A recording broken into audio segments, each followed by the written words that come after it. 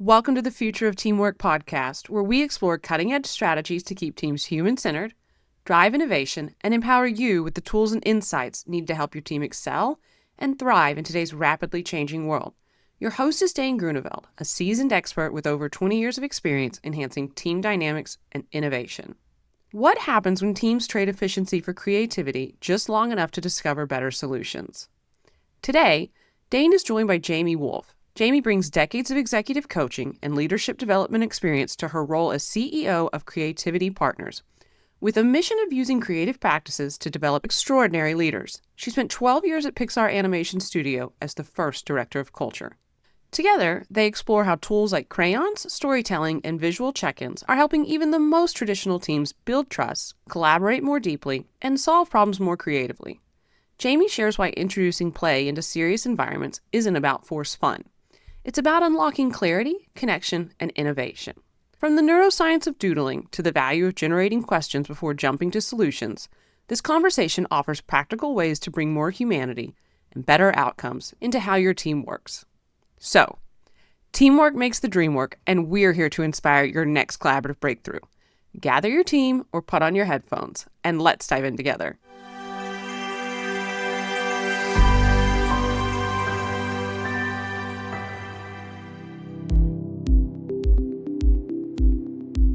Welcome to the Future of Teamwork podcast. My name's Dane Groeneveld, CEO of the Huddle 3 Group. And today I'm joined locally here in California by Jamie Woolf. Jamie is the co-founder and CEO of Creativity Partners. There's a TED Talk coming out soon too. So by the time we release this, you'll be able to find Jamie in a bunch of different places. But I'm excited to dive in. Welcome, Jamie. Thank you. Thanks for having me, Dane. You bet. So tell us a little bit more about you. How did you come to be doing all of this cool work around leadership and creativity and teamwork? Yeah, well, my degree is in organizational psychology, and so I've been doing this work for a long time, 3 decades.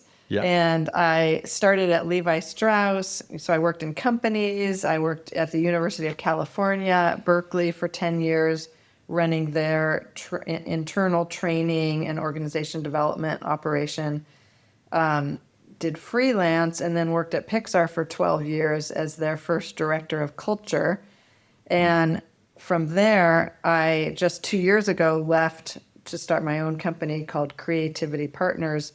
And what I take from Pixar is so much learning about what it is, what this thing called creativity is. And we bring a lot of creative practices into our team building, into our coaching, into our strategic planning. Everything we do, we bring in these creative modalities. That's awesome. I'm excited to dive into that. My mother's actually an artist, and so I was fortunate to grow up in a very creative household.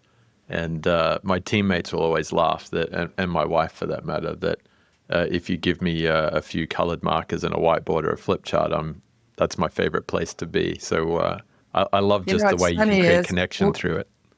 We've been delighted we bring crayons and watercolors even when we're working with a finance company. And what's really interesting is it's not just Pixar people that love crayons and watercolors. And, at first there's a little bit of like, wait a second, I'm not an artist.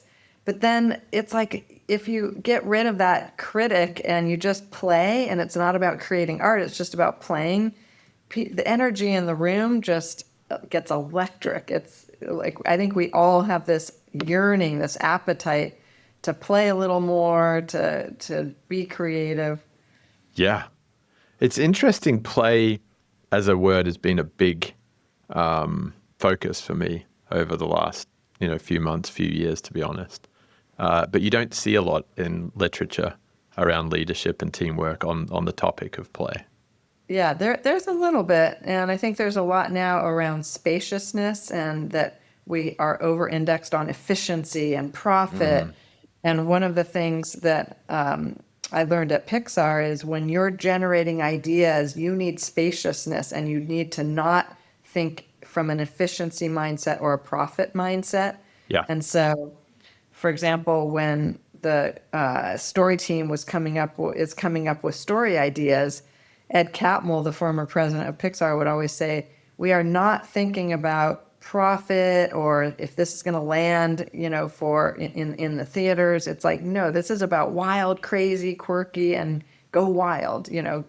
So it's really important to creativity to know when you're in the efficiency mindset and when you're more in that circuitous creativity mindset. I love that. I'd not heard the term spaciousness, but I can actually feel it the way you described it Right, there. right. It's that Yeah. removal of constriction that so many of us feel in our teams and in our work. Yes, absolutely.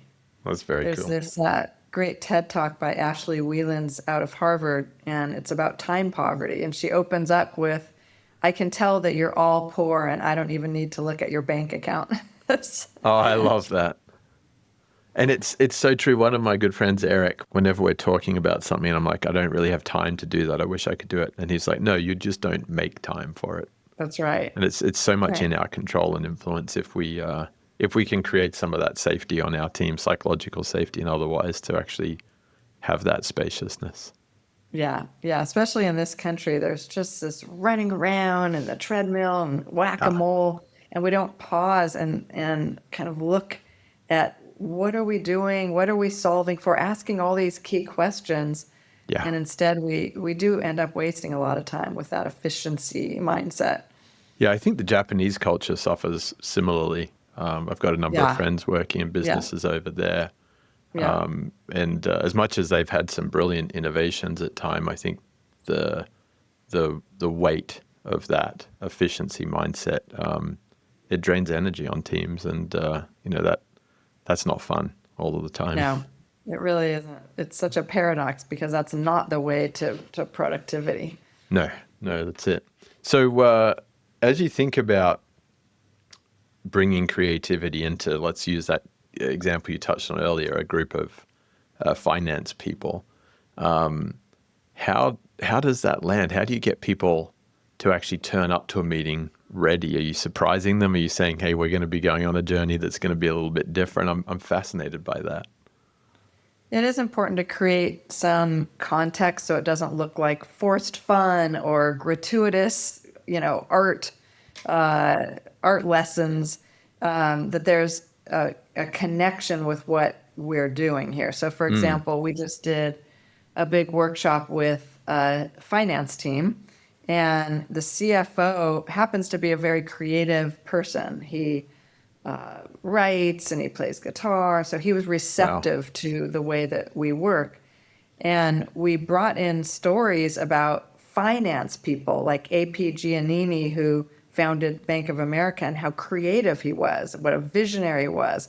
So, whatever industry we are in, we tell stories about how creativity is a part of the success of that industry. We just might not think of it that way because we do have a bias against creativity. There's research around this. When we think of creativity, people seize up or they think that's a nice to do, not a Yeah. must do. We have stuff to get done. And so we create a little understanding about why the crayons, and we also create safety that it's normal to say, wait a second, I'm not good at art. Only third grade and down do people raise their hand and say, I'm an artist. But, we Yes. socialize that out of people in schools. So people seize up and get, self-critical. And then we tend to start by using art activities simply for connection and to set the tone in the room, to bring in a little bit more energy, a little bit more levity, to ground people because they've come from a meeting, they're going to go to a meeting, and there's a lot of research. There's a book called Your Brain on Art that has a lot of research about just the effect of doodling for 2 minutes actually settles the brain. So there's neuroscience that shows that if you doodle, you're going to be more open to novel ideas. You're going to see possibilities where previously with that stress brain, you feel like you're dug in a hole and it's dark and you're in despair. So there's a lot of science behind that. So we bring that in as well so that people understand that this isn't just gratuitous play. There's actually a lot of science and research behind why we use creative modalities. That's very cool. I've been doing a little bit of reading and research around Maggie Jackson's latest book, Uncertain. And it's a Oh, yeah. fascinating Uh-huh. book. And she's Mm-hmm. done a couple of conversations with us. And she talks about something that you just touched on, that being open-minded in her language and research. It's this tolerance for uncertainty. And Yes. actually, the more you can increase that tolerance for uncertainty in a team, the more you can find new and different pathways to achieve something. And whether that's in the field of science or if it's in the humanities, it's universally true. One of the great ways to go about problem solving is to generate a lot of questions first rather than generate a lot of possible solutions. And it just accesses as a whole different way of thinking. Yeah. Yeah. I love that question storm. That's been one of my favorite tools. I think I first came across that from a keynote that Tim Sanders did.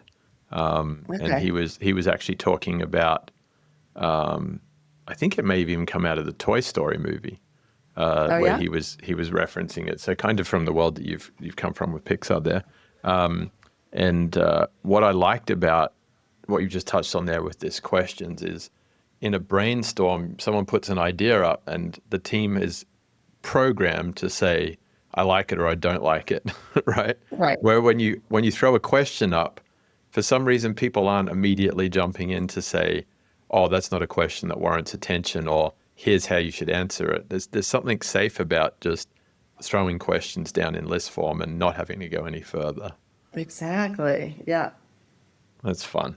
So you find that you get that team in. I love that you bring a story in that shows them that this is actually normal, or it's existed before.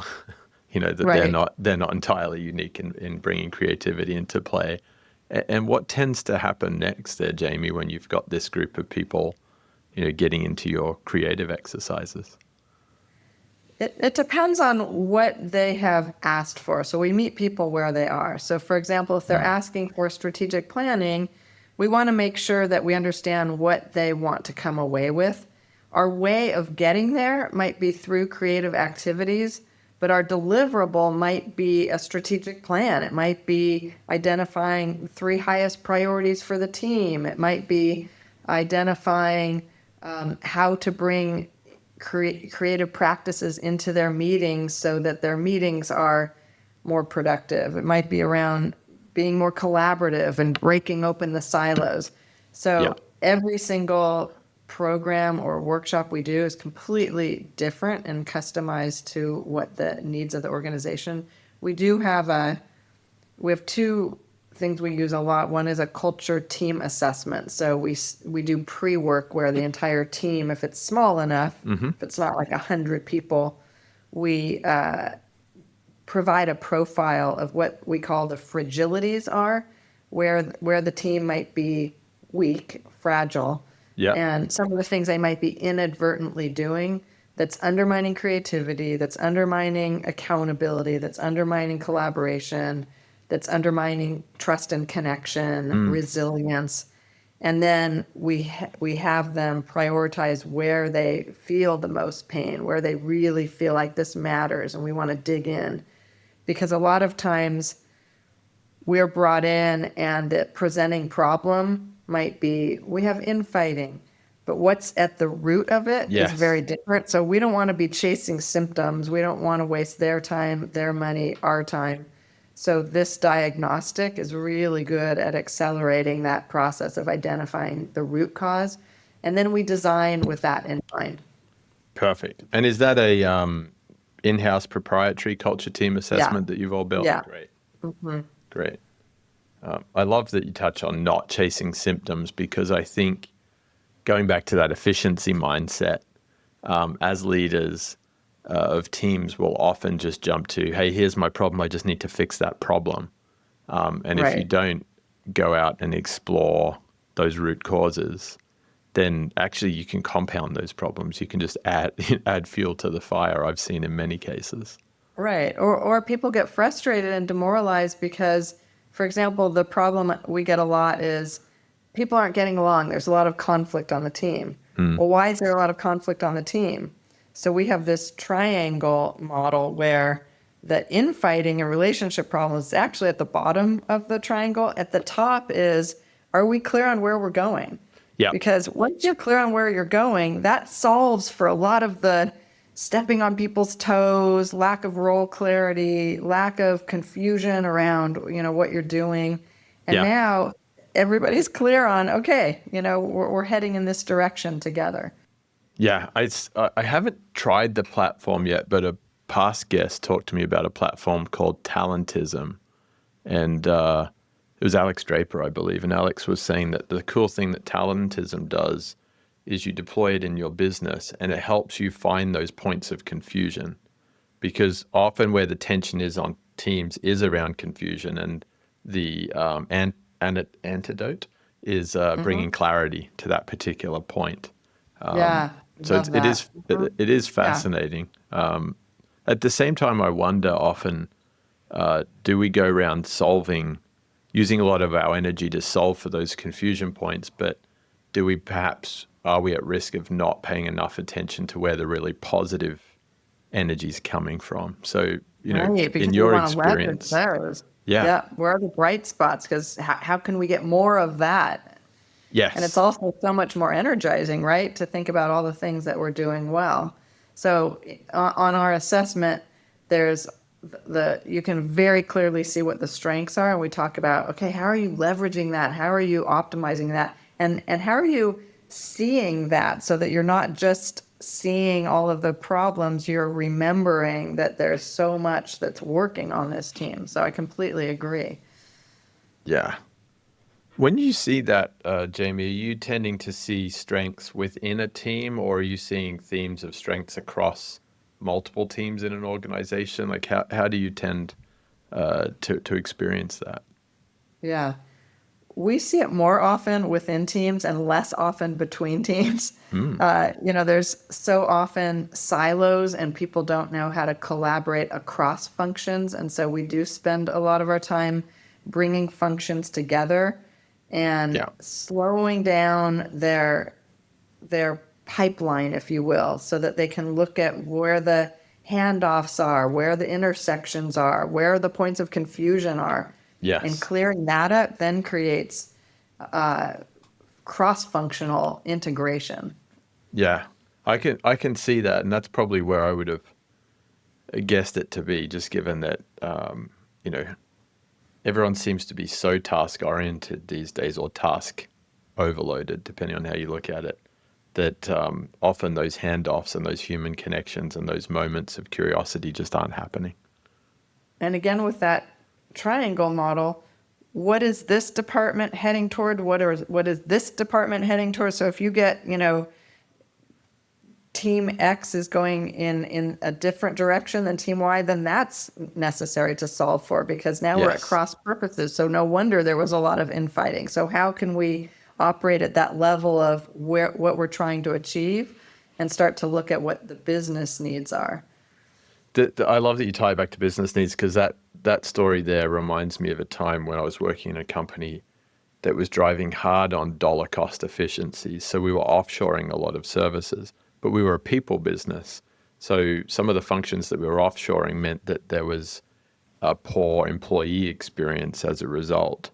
And in a people business, when so much of your revenue come from, the energy that your people bring to the customers every day, that was totally cross purposes. Right.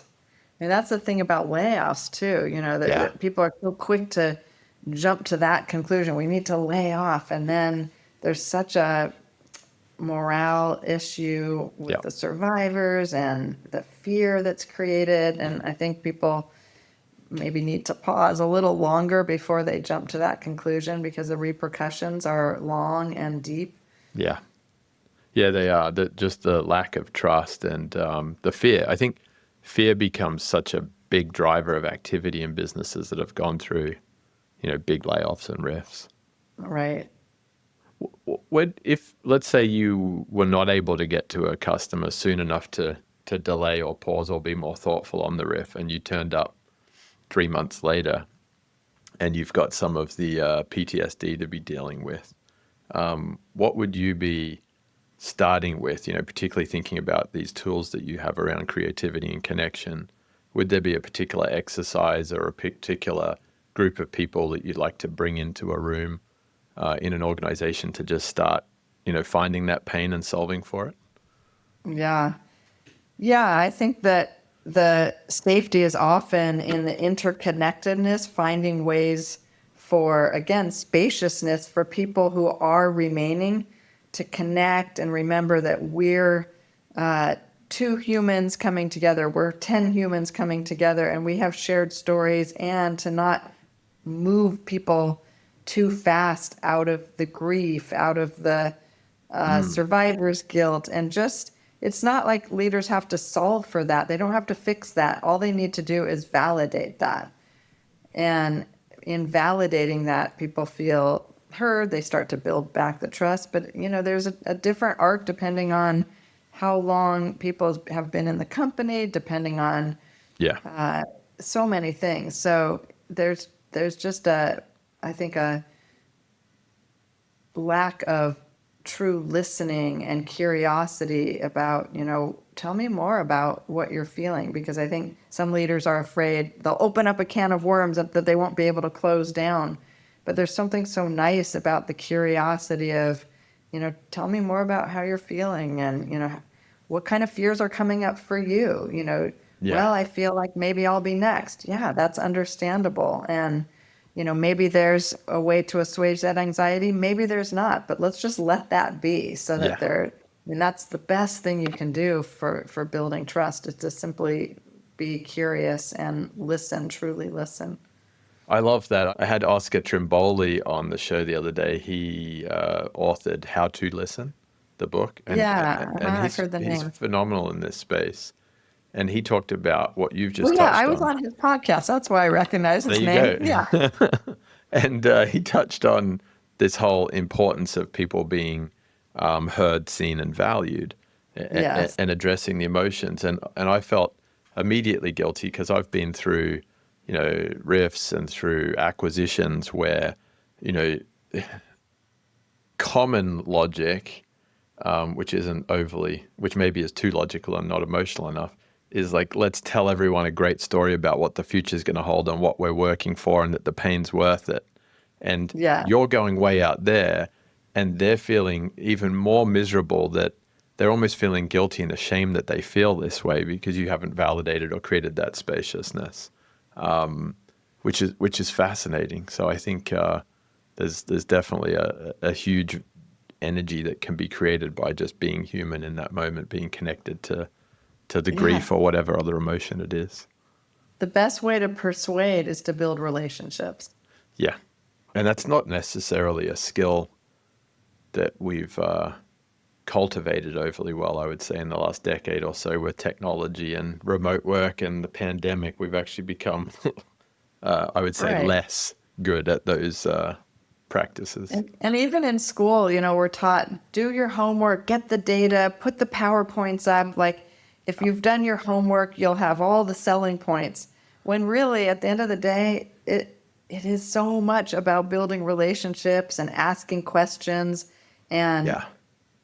indicating that you really understand where your customers are, where your staff is, where your colleagues are. Yeah. That's going to get you so much further than, all the data and the homework and that you've done and your persuasive justifications.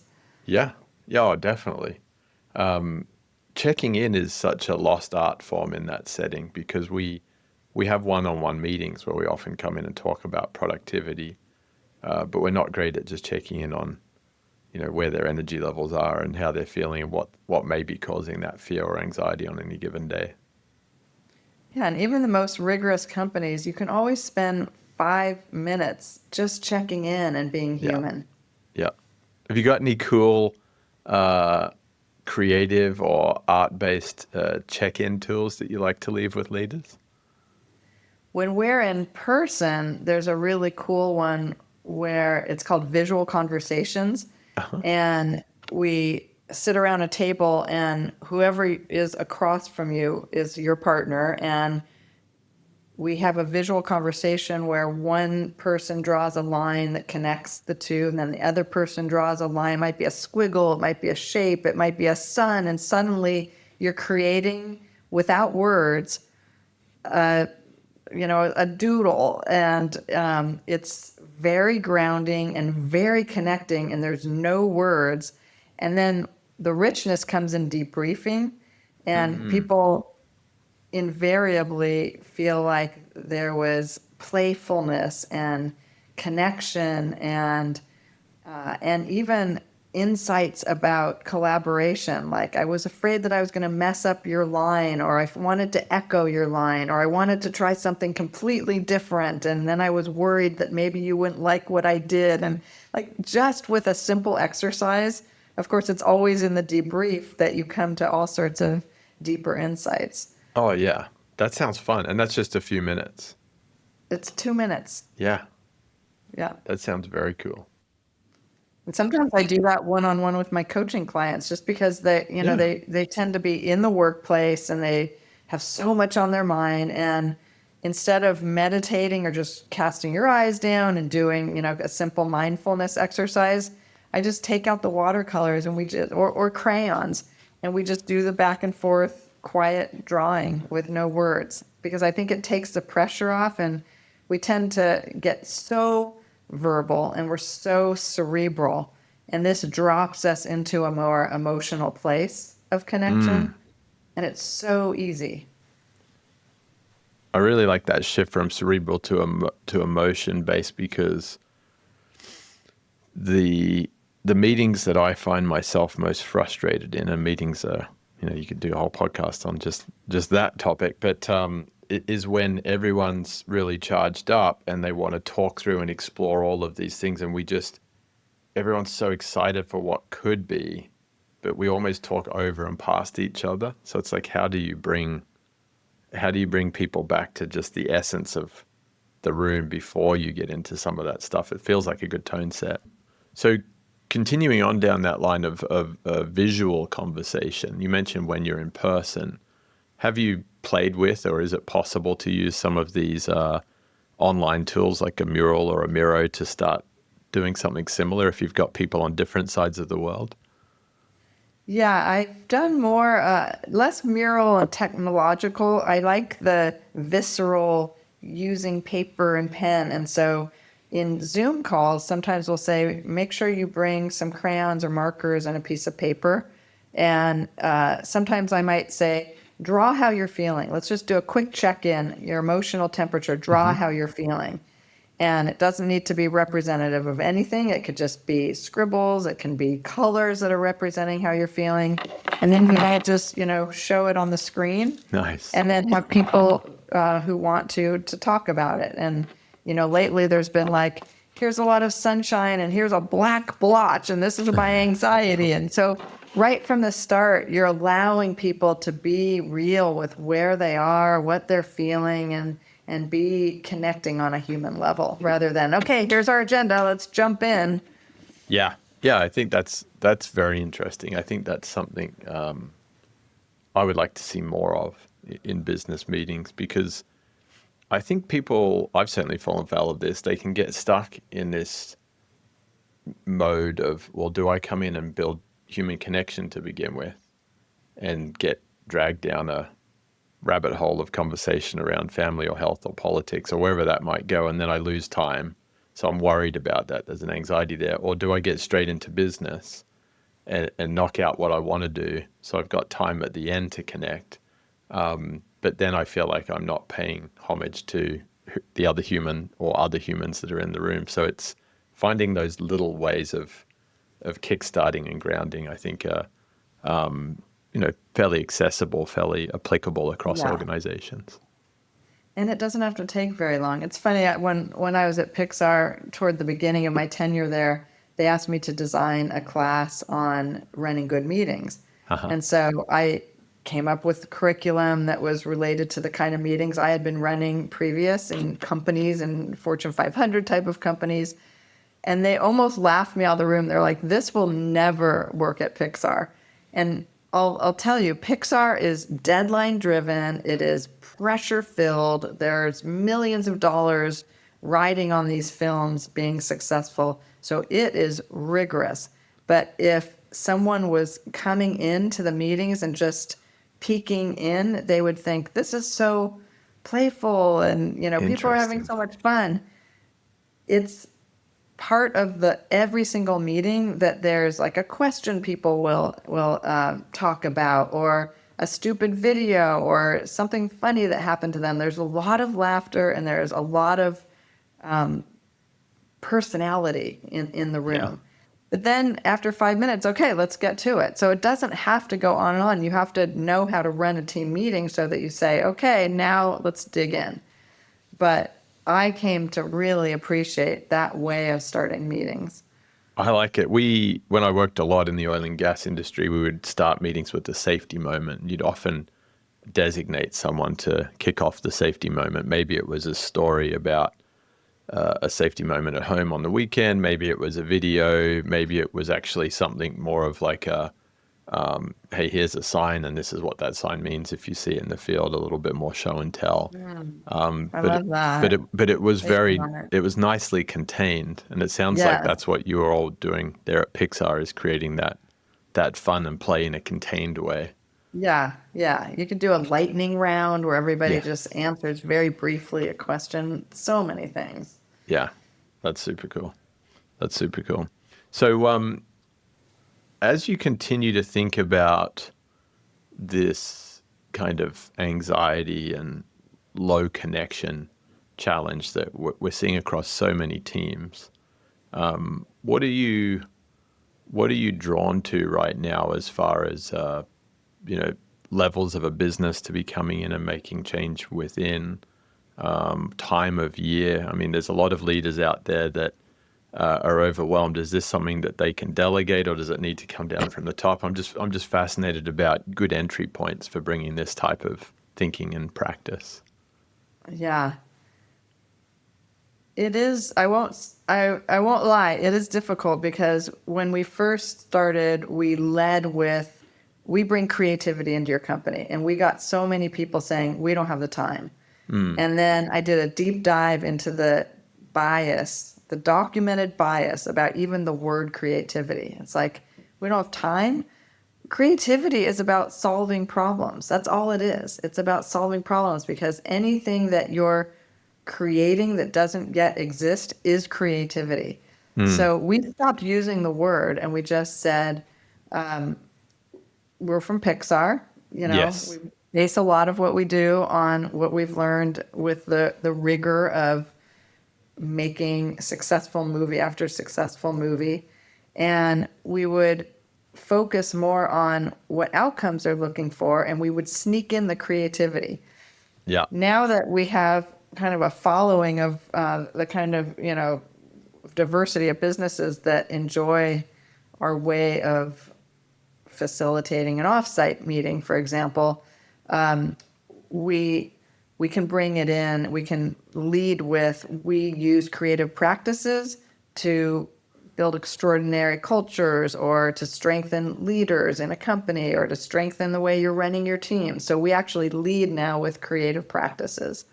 That's So cool. it just depends on, I think, on the audience and how we position this as, like I said before, not gratuitous and not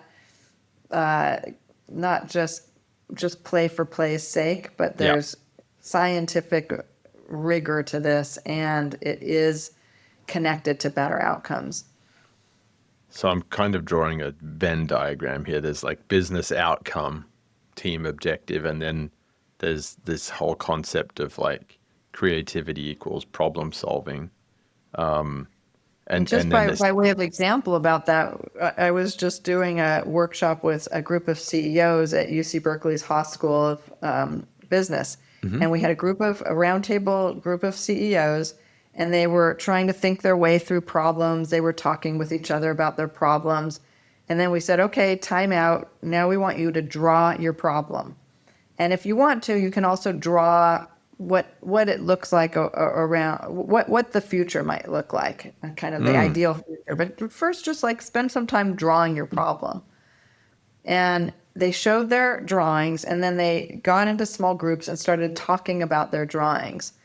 And the epiphanies were incredible. Like, they came up with metaphors. They came up with new ways of seeing the problem. They recognized that the way they were even viewing the problem, like one leader was viewing the world that he wanted to get to was less than the world they were in right now, because they had to do a lot of downsizing. But viewing it that way was making him feel demoralized, let alone everyone else. So he started to draw this picture of the future that wasn't less than, it was just different. And he also was drawing a picture of him being kind of at the bottom of a mountain with this kind of building at the top. And people were saying, why are you all alone? It's like, who can you bring with you? So it's that storytelling that's facilitated by something as playful as a drawing that sparks imagination and generation of ideas in a completely different way. So this isn't just, I mean, these are CEOs from all over the world that come to this program. And this is the Haas School of Business at UC Berkeley, one of the most premier institutions. And they're all doodling and drawing and coming up with ahas based on a very short exercise. And I've heard later, even this was a couple of years ago, that some of that is still reaping rewards. Some of the way they pictured the problem is still how they're kind of visualizing it with their teams. Oh, I can imagine. I mean, one of my coaches always talks about the fact that so many humans are just asleep at the wheel, which means that you are turning up to work or your family environment or your community group day in, day out, week in, week out, year in, year out, with some degree of knowledge that there's a problem, but you're just not courageous enough or vulnerable enough to identify it and ask for help. And so what I'm hearing from you there is with the drawings is that leader who put themselves atop alone, they wouldn't have walked into a room of other CEOs and said, hey, I feel like I'm really overwhelmed and alone and no one's with me on where I'm running my business, because that's not how we're brought up. Right. I mean, similarly, I was in an offsite the other day and someone drew a wave, and they were at the, on the, you'll like this because it was a wave. Yeah. And they were on the sand, and they were going to either get crushed by the wave or they were going to go with the wave. Like, they were figuring out, like, what are the ways for me to access the power of this wave so I'm not crushed by it? And just that language is so different than I'm feeling demoralized. Yeah. And language definitely matters in that setting too. That's very cool. So I think my Venn diagram is objective or goal, connection with self and others, and then something over here in the right around creativity and problem solving. There's something very cool that you're doing there. On storytelling, we've talked about sort of more visual storytelling, but does this tend to translate into sort of corporate communication strategy and vision? And do you tend to do that level of work as well when you're really thinking long term? Yeah, some of the things that people get caught up in is they try to tell the story of their business, for example. Yeah. And they talk about all their resume, their accomplishments, the things that they do, the kinds of customers they have. They do a lot of talking. And when you turn that into so there's, in every Pixar film, there's Act 1, Act 2, Act 3. Act 1 is, what's your origin story? Who are you? Why did you come to this business? And then Act 2 is, what are the challenges that you're seeing in your world? So in a Pixar movie, it might be the time when the character is hitting all sorts of challenges and everything's turning upside down, and they're, you don't know if they're going to succeed or not, or how are they going to get out of this predicament. And that's where we find most people. They're in their Act 2. But we want to tell that story when we're talking to customers or stakeholders or, potential clients. So what are some of those challenges that you're seeing and that you yourself have experienced? And the most important part is, what's your Act 3? What are Yes. the learnings from Act Two? What are the victories? And how did you get there? Like, connect the dots for people about the Act One, the origin story, the Act Two, Mm. the tumult, the inciting incidents, and the Act Three of all of the victories and the learnings and the insights that you've gained.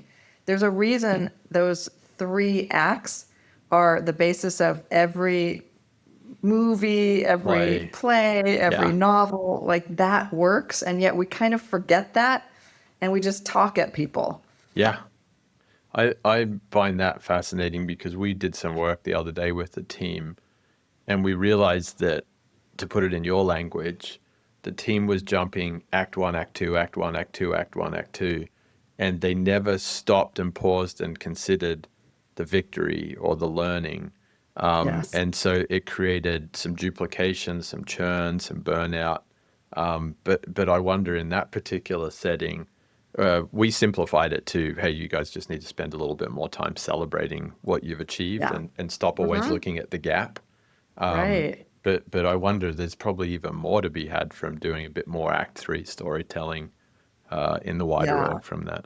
Yeah. It's where you're going to get the energy, and it's where, that you can leverage even those small successes, and then those become bigger successes. But if you're always looking at the gap, Yeah, we understand why people need to address the gap. That's where the pain is. On the other hand, it can be really demoralizing and create burnout if all we're looking all day long is at the things that aren't working.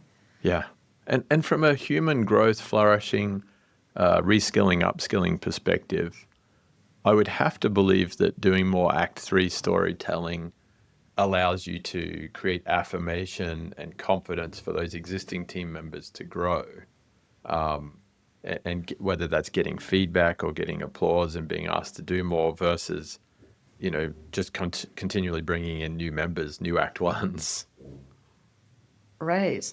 Yeah. And I think we don't even pause and think about all the things we're learning. So it doesn't even have to be Mm. like a concrete success, but what did we learn today? Yeah. There's so much learning that we don't pause and absorb and think, okay, based on this learning, what am I going to do differently tomorrow?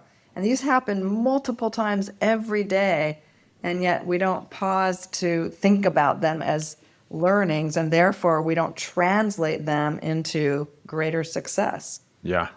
Have you ever done, being a creative, have you ever seen teams or leaders that would journal those learnings on a daily or a weekly basis? Yeah, Yeah. absolutely. Yeah.